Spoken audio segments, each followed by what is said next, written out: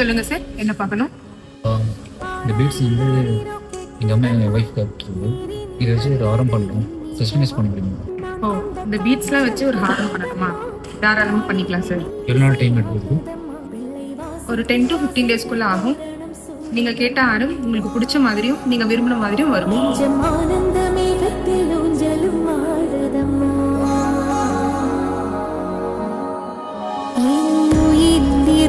பிரிந்த பகுதி இங்கே நான் இழந்த சிரிப்பும் இதய துடிப்பும் மீண்டும்